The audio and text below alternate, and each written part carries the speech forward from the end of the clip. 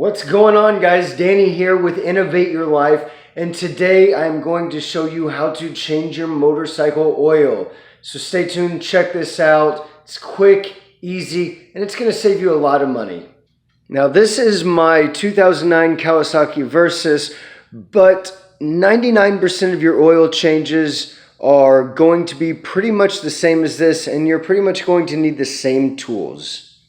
Now I'm going to be using this little glass jar right here because I just changed my oil about 200 miles ago, but I need to change the crush washer, which is something you should change every time. It is this little guy right here, and it's what's going to keep your oil from leaking. I think I may have a little bit of oil seeping, so I'm just going to catch the oil on this guy right here, and then I'm going to use this multi-purpose funnel to pour the oil back in as long as the oil looks good. So we're going to start off by finding your oil drain. It's pretty simple. It is going to be the bolt and the washer that comes directly from your engine. You're going to have quite a few other bolts, but it should be pretty clear which one comes directly from the engine. All right, now you're going to figure out which size socket you need. For me, it's a 17 or an 11/16. You're just going to fit it on here. I have already loosened it. You're going to break it loose. Once you get it loose, put your oil catch or whatever it is that you're using and just loosen the bolt right out. You want to do this when your bike's not hot because the oil will be warm. Now, while that's draining, I'll go ahead and show you the oil filter. This is what your oil filter is going to look like. You can try to loosen it by hand, but I recommend picking up one of these tools right here. It is meant to loosen your oil filter, and you'll just grab it by the end here and turn it loose, basically just like a bolt. That's going to be very simple. I'm not going to remove my oil filter because this is a brand new oil filter. I just put it on and you can see I've already marked it up a little bit. Sometimes when you use these oil filter removers, you can dent the oil filter depending on how tight it is and how hard you have to squeeze. You'll find that you can dent it up or mess it up, so we're not going to do that. Now this is a Fram oil filter. You can purchase them for relatively inexpensive from places like Walmart.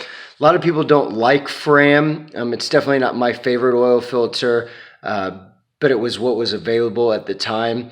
Most people don't like the Fram oil filters because they say there's cardboard in there and they don't do a great job at filtering your oil.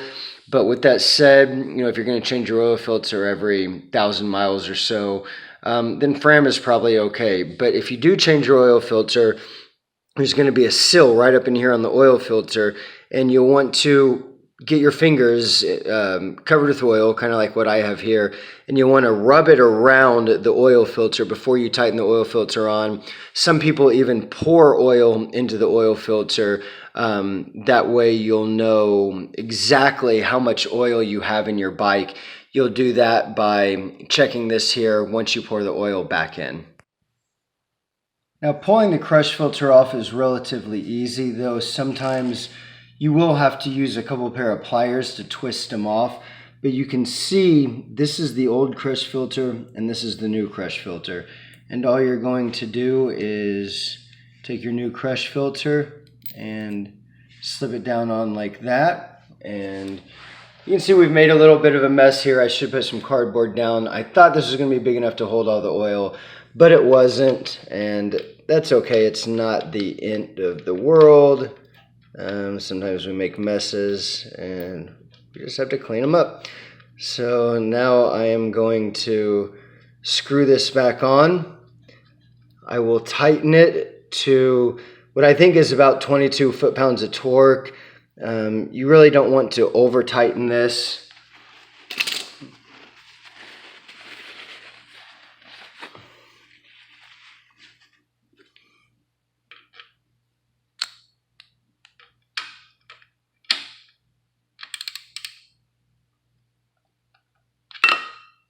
There you go. So that's on, and your oil cap will be right here.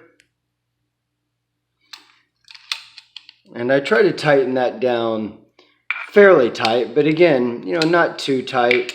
I have it tight enough that I do use a pair of pliers. Grab a hold of it, twist it off.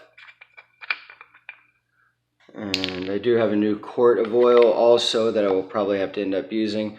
We'll put the funnel in there and we will just start pouring the oil in. In a moment after I pour the oil in, I'll show you what this looks like and show you where you need the oil level to be.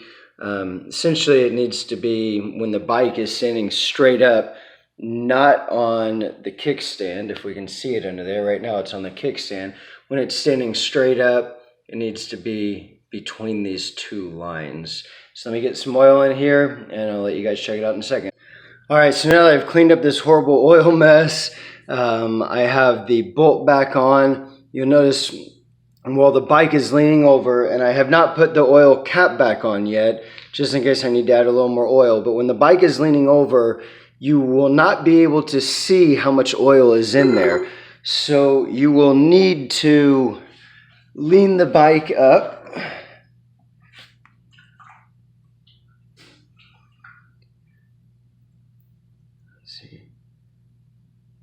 So you see as we lean the bike up, the oil will, you see some fluid draining out. That's my coolant. Right now I'm rebuilding my water pump, so don't worry about that. That's just some extra coolant that probably needed to come out. So you can see with the bike standing straight up, the oil looks just about perfect. So I may have had a little too much oil in there.